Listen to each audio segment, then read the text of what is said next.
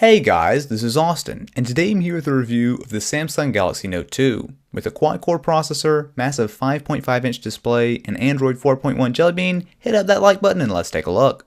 First things first, the Note 2 is huge. With the screen approaching the size of 7-inch tablets, this really feels as big as a phone can get while still being pocketable. I never thought I would say this, but after using the Note 2, the Galaxy S3 seems tiny.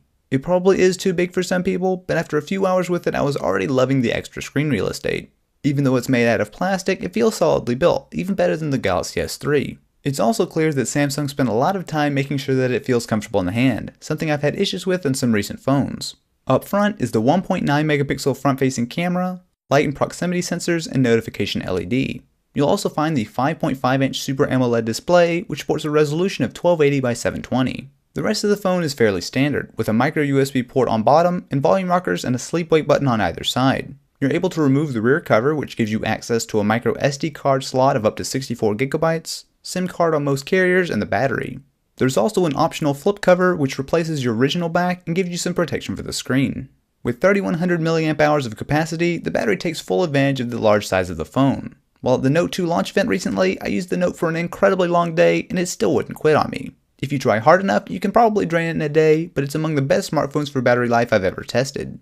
Along with the bigger screen, probably the biggest differentiator between the Galaxy S3 and Note 2 is the S Pen. It's been improved quite a bit from the first Note, but it is first and foremost a stylus. The Note uses it in several creative ways, as it's pressure sensitive and allows you to do cool things like hover over thumbnails to expand and using handwriting recognition to type, but after the novelty wore off, I found most things are still easier and faster without the S Pen. The internals of the Note are just as impressive as the rest of the hardware. Inside, you'll find a 1.6 GHz quad-core Exynos processor paired with 2 GB of RAM. This is clocked higher than what you'll see in the international Galaxy S3, but now comes with LTE support in the US. I received a Sprint review unit from Samsung, which does come with LTE, however Sprint is just rolling it out in a few areas, so I wasn't able to test the speed except on their very slow 3G network. Speaking of carriers, the Note 2 is mostly identical no matter where you pick it up. The Sprint model features zero branding on the device at all, however Verizon has not only two huge logos on the back, but also a logo on the home button. Stay classy, Verizon.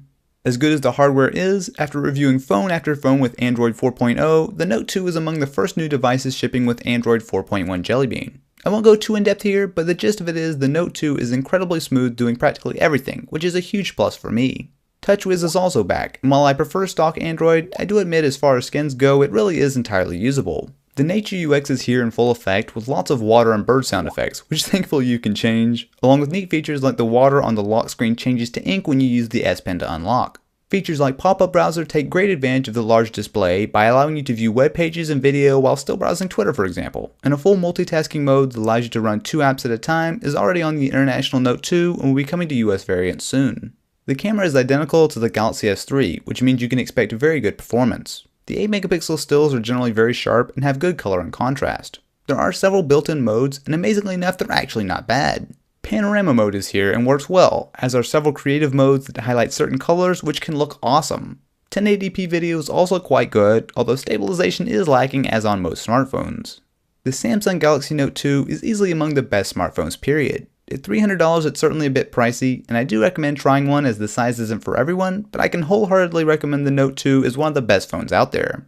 If you're interested in winning one of these, be sure to subscribe to the channel as I'll be doing a giveaway very soon. Anyway guys, I will catch you in the next one.